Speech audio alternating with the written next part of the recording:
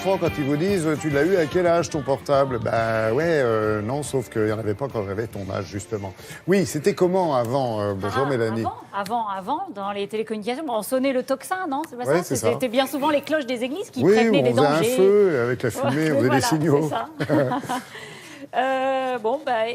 En fait, nous, la vente dont il s'agit aujourd'hui, eh bien, c'est une vente qui est très intéressante parce qu'elle retrace à Chartres, voilà, le 12 décembre prochain, et elle retrace toute l'histoire des télécommunications, donc depuis l'origine, fin 18e, jusqu'au tout début du 20e avec l'invention de la TSF, la télégraphie sans fil, en passant bien sûr par le Morse et par l'invention du téléphone. Et alors, dans cette collection, vous allez voir, il y a une très belle collection de téléphones des années 1880 aux années 1930. C'est sans doute l'une des plus belles françaises par la variété des pièces, par la qualité. Luxe, hein, quand même, mais c'était un objet de luxe. Et vous allez voir, il y a vraiment des téléphones qui étaient réservés à la haute société. Et puis vous allez voir aussi dans cette vente, Laurent, un objet assez exceptionnel, historique. Il s'agit de la maquette du télégraphe de Chappe. Le télégraphe de Chappe, c'est le tout premier télégraphe qui a été inventé par Claude Chappe en 1794. Et vous allez voir, c'est une sorte de tour avec des bras qui, selon des codes prédéfinis, passaient des messages d'un point à un autre. Vous comprenez quoi? Voilà, on le voit là. Si je vous fais ça, vous comprenez quoi? Ça voulait dire plein de choses. Voilà. Et donc, c'était posté comme ça sur les points les plus hauts sur le territoire, surtout dans l'Est, parce que les dangers arrivaient surtout par l'Est. Et la maquette que nous avons là, c'est une maquette qui a été réalisée par le célèbre horloger Breguet et qui aurait servi à Claude Chappe à présenter son projet à l'Assemblée législative pour admission du projet. Regardez.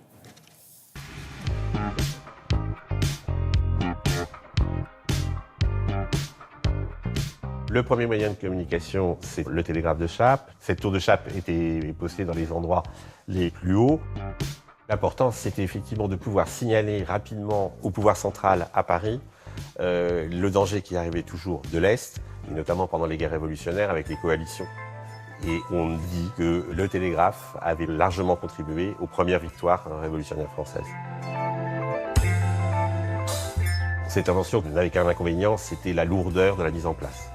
C'est quand même des ouvrages qui faisaient 3 à 4 mètres de haut. Parfois, il fallait construire des tours particulières pour les mettre dessus.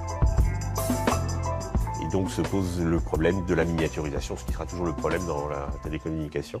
Et donc, c'est un Américain d'origine anglaise qui, en 1830, va être à l'origine de la création du télégraphe Morse.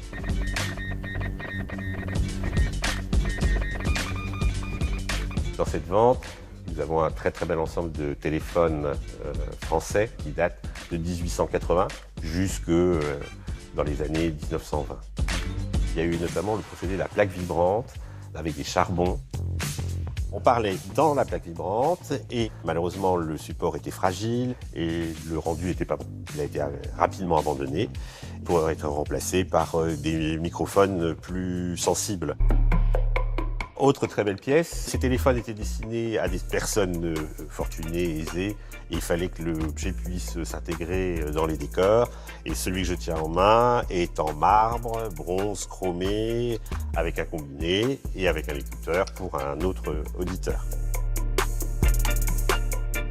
Il y a aussi des téléphones sur le socle desquels vous avez des silhouettes pour que la maîtresse de maison puisse appeler son voiturier, sa femme de chambre, son maître d'hôtel.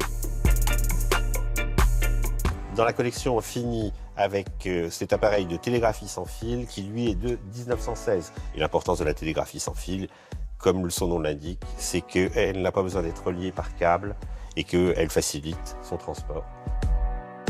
Un appareil qui fonctionne avec des lampes. On le trouvait dans les tranchées en 1916, avant d'être remplacé par les transistors.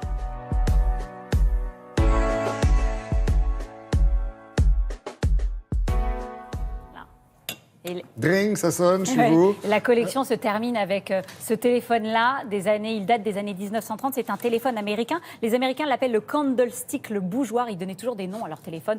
Il a sans doute une forme de bougeoir. Et ça, on le voit très souvent dans les films américains de l'époque et notamment dans Les Incorruptibles. Dans Les Incorruptibles, on voit tout le temps ce téléphone. Oui. On le tenait comme ça. Là, allez-y, montrez-nous, vous qui avez l'expérience, on parlait bien sûr. dans le micro. Voilà. Les Américains. Et puis, on écoutait l'auditeur.